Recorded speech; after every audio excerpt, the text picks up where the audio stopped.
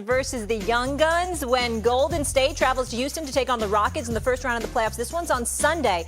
We also, gentlemen, have Dre versus Brooks Part 2. Here's Dillon Brooks on the subject of ejections.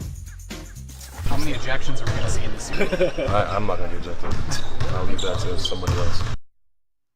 He just jinxed himself. He just jinxed himself. Danny, I can see coming it to happening you. already.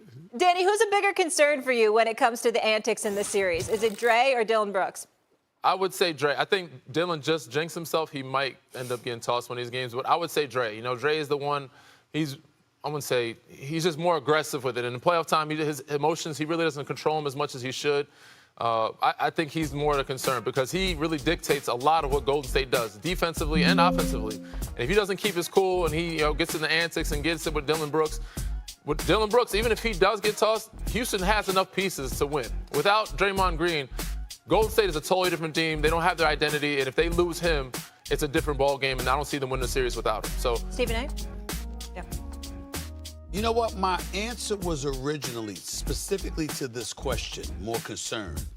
My original answer was going to be Draymond Green. Yeah.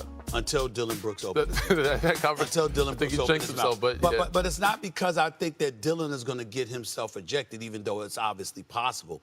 It's because as great as Draymond Green is defensively, as great as he is as a point forward, the greatest element of Draymond Green is his mind. And getting under your skin.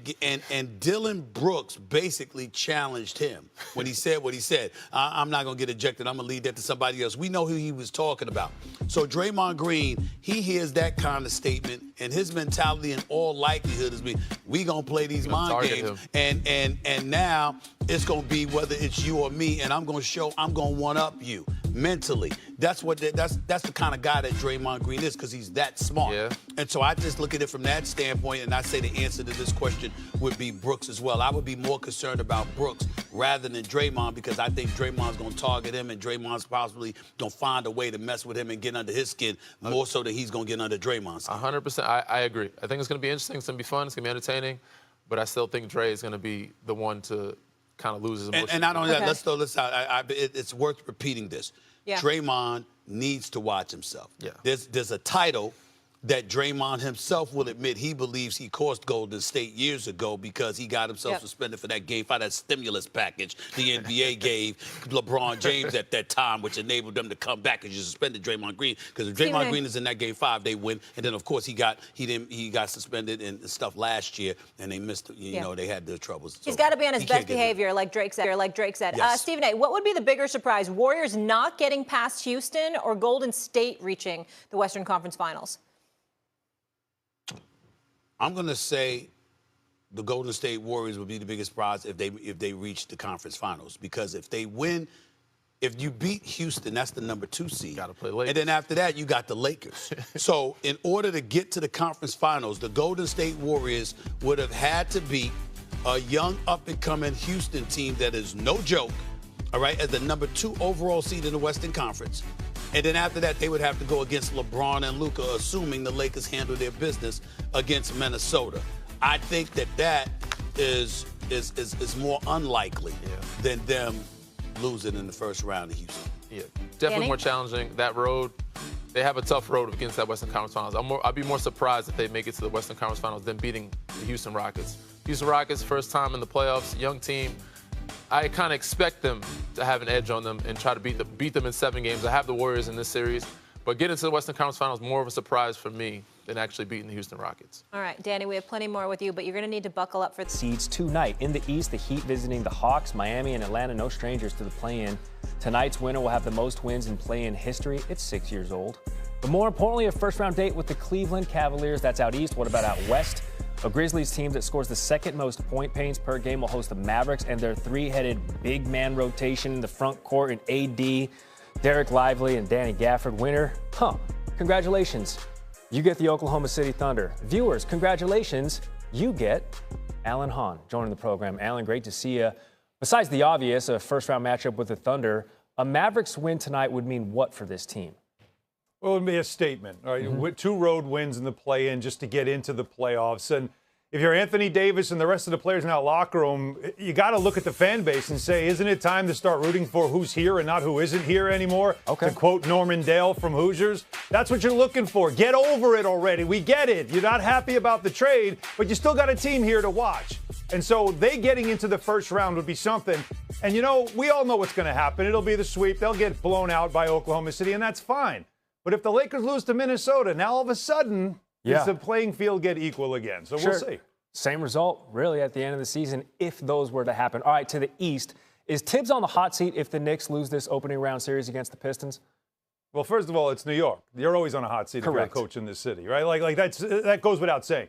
He just signed a 3-year extension in the offseason, so you would feel like they're pretty happy with him. And, oh, by the way, they have also won back-to-back 50-win seasons for the first time in 30 years. So he has done a lot of winning here. They have been successful. But it is hard to argue against the fact, though, that if the Knicks struggle in this first-round series and don't play up to their potential, there could be some talk. But can I remind people, by the way, this man you're seeing right here is Jalen Brunson. This man averages 30 points a game in the playoffs in 24 playoff games in a Knicks uniform.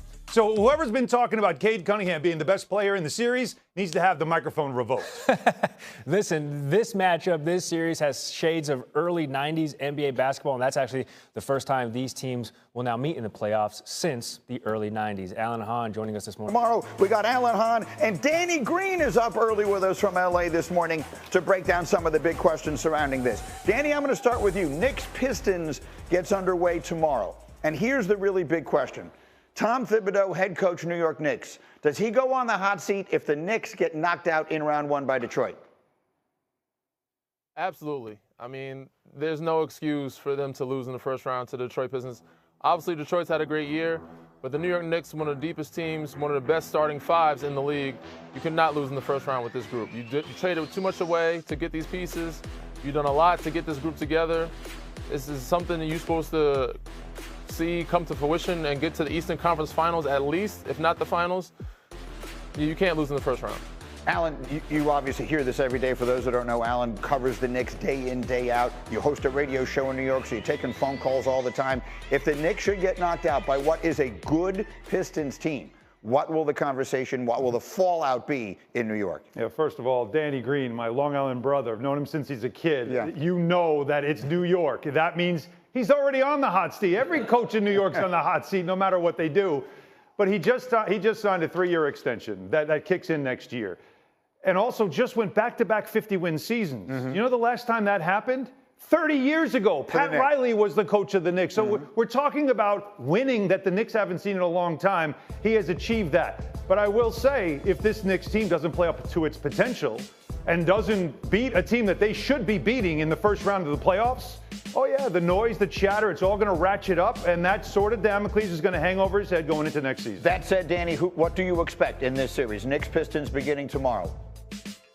I expect the Knicks to get this done in about 5 games. I give them gentleman's sweep. Knicks in 5. What about you? Same prediction. Gentleman's sweep. Okay, so we'll see if they're able to get that done. Another really intriguing first-round matchup will be Milwaukee and Indiana. And the Bucks, ever since winning that championship with that superstar, the Greek freak, Giannis Antetokounmpo, it has been disappointment after disappointment and what feels like a lot of weird dysfunction coming out of the franchise. Yeah. Alan, if this team gets knocked out by an Indiana team that went all the way to the conference final last year, will that be the last we see of Giannis in Milwaukee? I think it's if you're the organization, not Giannis, because it's always been does Giannis want out? I think if you're the organization, it's something you have to think about and think about real hard. Here's why. He's 32 years old. He's not getting any younger. And he's got 2 years left on his deal before he has a chance to opt out. If there's ever a time to move him to get the maximum return, to get as much as you possibly can get, draft picks, all the stuff we all love to talk about, it would be now. Because the longer you wait, the lower that return price is going to be. And so there will be a lot of people that'd be interested in a guy like him, no question. If you're Miami, that's the first team that should be calling. But if it does not go well, you can just start to feel that this is not working. The Lillard move did not work. Certainly hope he comes back in the playoffs to be great.